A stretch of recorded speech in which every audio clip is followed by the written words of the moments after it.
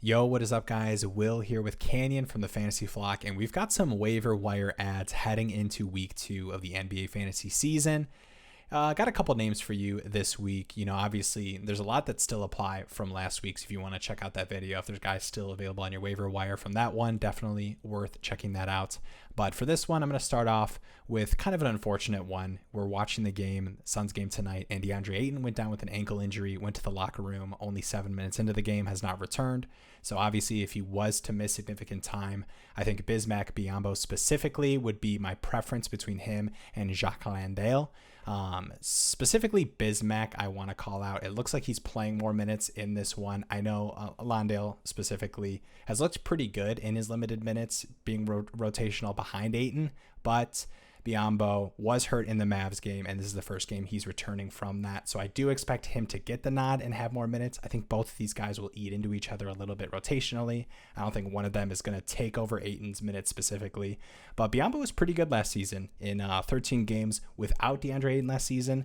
12.4 points, 8.8 boards, and 1.15 assists. So pretty decent from a waiver wire pickup. So I think he'll have decent production without Ayton if he was to miss significant time. And I think definitely worth a roster spot. I think both of these guys are worth the pickup because I do think Landale's looked pretty good in the minutes we have seen from him, but I do expect to see more Bismack Biyombo than Landale. Yeah, if you have the choice of both, I think it's definitely Biyombo, right? He's been there longer and he's already seeing more minutes. He was hurt in that Mavs game, so don't overreact to the Landale minutes in between there. It's definitely Biyombo first, but yeah, both are worth a look at if they're both on your waivers. Next up here, we've got Shaedon Sharpe, the early draft pick for the Blazers. With Damian Lillard out, he was inserted into the starting lineup instantly. He played 21 minutes in that game where Dame went down. And he's going to be an instant scorer. He's not going to give you a ton of peripherals. He's got some good defensive upside, but he's going to play a good amount of minutes alongside Anthony, and he can be a very impactful scorer. That's why they drafted him so high. He is very young, but he has a ton of upside, and Dame is looking to be reevaluated on his injury in 1 to 2 weeks, so that could easily be at least a 2-week period where Dame is out. So I think Shaedon Sharpe is definitely worth an add. He's going to play starter minutes. He's going to get a good amount of offensive looks for his talent and his where his draft capital was. They want to use him as much as they can. So he's going to give you really good scoring, some three-point potential, some defensive upside. Again, nothing crazy peripheral-wise, but this is going to be a guy that you can count on playing some really good starter minutes and getting some good scoring on the board for you. Definitely. Next guy up here, we've got Josh Richardson. I do want to preface this. This is impacted a little bit, obviously, from his last performances without Vassell, but also with some news that Josh Primo from the Spurs was waived. Pretty unfortunate. Prayers up for him. He had talked about, some mental health stuff. So prayers up. Hope to see him back. But obviously, with him leaving, opens up a little bit more rotational minutes and minutes in general for Josh Richardson. I know Vassell's been out the past 2 games, so you can't really look at what he's done these last 2 and expect that, to be a long-term, production from him. He's not been a great peripheral guy, rebounds and assists, in his career.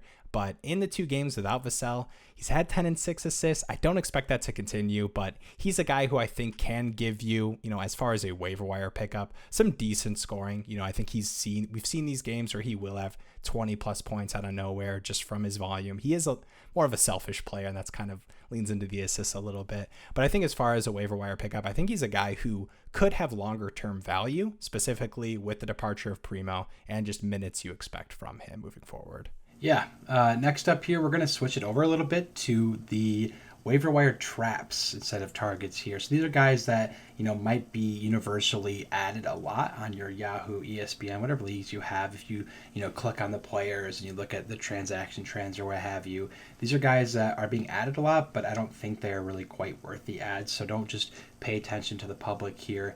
I think some of these guys can be guys that you really aren't worth your waiver wire ads. And the first up here, it's Taylor Horton-Tucker for the Utah Jazz.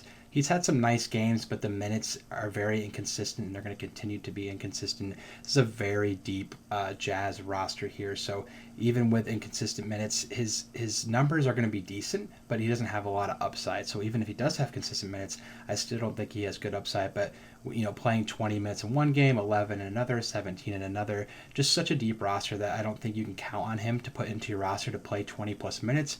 And even then, his upside is going to be quite minimal. He will fill the stat sheet for you, but it's not going to be in a manner where you're going to want to stream him and feel confident about playing him for an entire week. So I think THT is one of those first guys that is very hot ad right now on different websites or just, what you'll see on social media. But I don't think he's quite worth the waiver wire ad. I think there's other people that you can stream and feel better about starting consistently, giving you better usage for your waiver wire ad.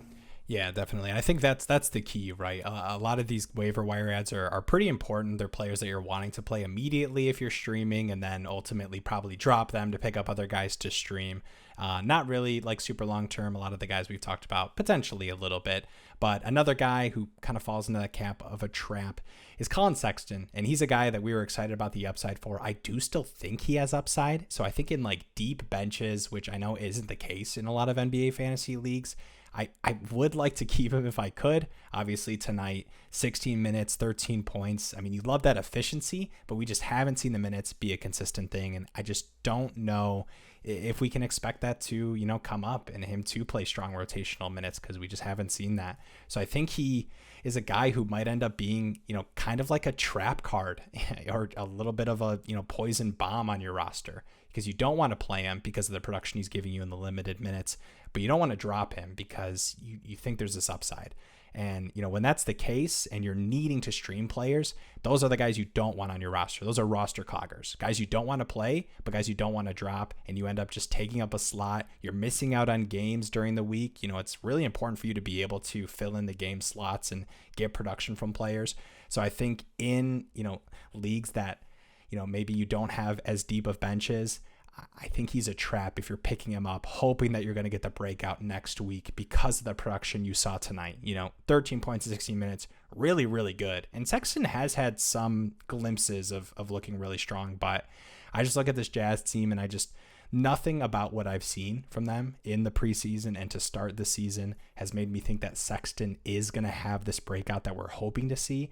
So at this point, he's kind of a roster clogger, and he's just not really worth the waiver wire pickup in most leagues. All right, that'll do it for the waiver wire pickups for this week. Let us know if there's any other guys that you're looking to pick up on your waiver wires, and we'll see you in the next one.